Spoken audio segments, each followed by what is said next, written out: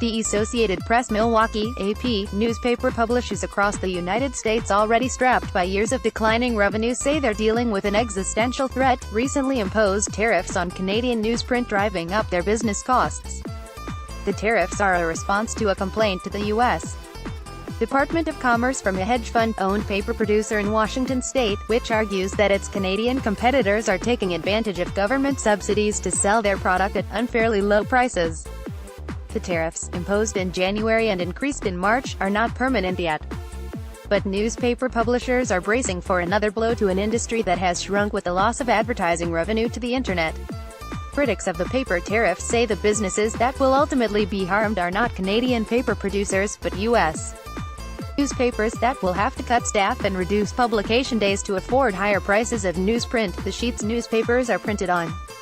The newspaper industry employs just over 150,000 Americans, which is about 276,000, or 65%, fewer than 2 decades ago. To get an unbudgeted increase of this magnitude will be for many publishers very serious to catastrophic, said Tom Slaughter, the executive director of the Inland Press Association, which represents about 1,500 daily and non-daily newspapers in every state. A large metro newspaper can expect annual increases of about $3 million in printing costs, according to Paul Boyle, senior vice president for the News Media Alliance. While larger papers might be able to survive the increase, Boyle said, smaller publications might not. "I've heard from small publishers who've said, 'I'm worried about shutting my doors,'" he said. Boyle said his organization, formerly called the Newspaper Association of America, is compiling a survey from its member and nearly every publisher is exploring layoffs and scaling back news coverage. Steve Stewart, publisher of the State Journal in Frankfort, Kentucky, told readers in a March 30 column that the newspaper they were reading cost 10% more to produce than a few weeks earlier and could cost as much as 40% more in a few months. He said this will result in fewer pages, higher subscription costs and less non-local content. The International Trade Commission is expected to make a final determination on the tariffs in August or September. Canadian newsprint producers began paying an average of 6.53% more to export their products to the United States in January, when the Commerce Department concluded that would help offset the foreign paper mills' advantage over American companies.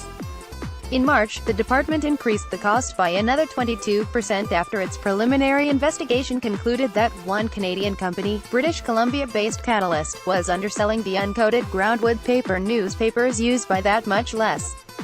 The North Pacific Paper Company, which New York hedge fund One Raw Capital Partners bought in 2016, petitioned for the tariffs, arguing that Canadian companies had an unfair advantage. NORPAC, which employs about 300 people, is the only U.S. paper producer making that argument. Publishers say Canadian imports are not the reason for the decline of U.S.-based paper mills, but rather a 75% drop in newsprint consumption over the last 2 decades. That has led mills to switch to more profitable products such as the boxes Amazon uses for shipping, said Tony Smithson, vice president of printing operations at Bliss Communications, which owns multiple newspapers and radio stations in Wisconsin. The newsprint the company buys all comes from Canada. Smithson said that even if every paper mill in the U.S.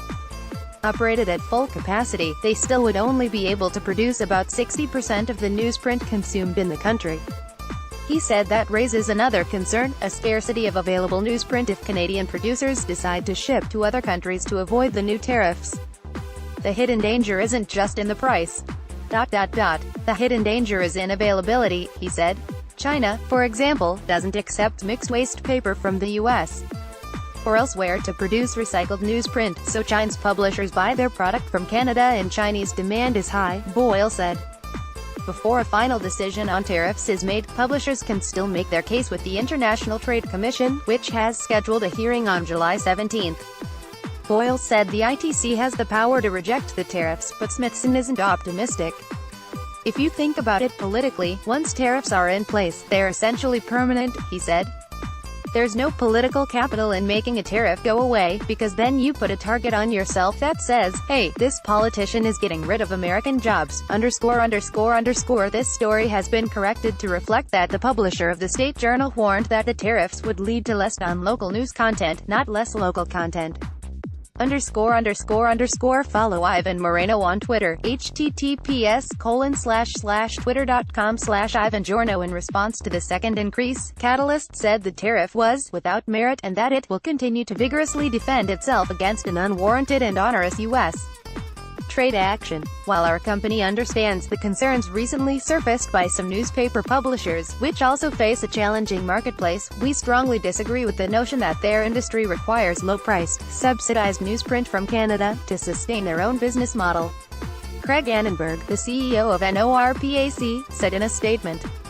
The statement went on to say that high-quality journalism in communities across the country should not depend on unfairly traded inputs that cause material injury to a U.S.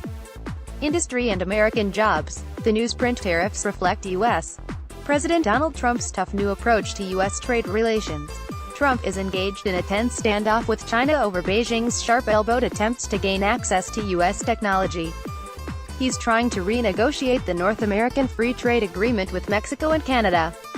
And his administration has wrangled with Canada directly over low-priced Canadian timber imports, Canadian barriers to U.S. dairy farmers, and now cheap Canadian newsprint. The U.S. currently has 5 operating mills, including NORPAC. 3 are in Washington state, with one of them partly owned by a Canadian company. Canada owns the remaining 2 in Georgia and Mississippi.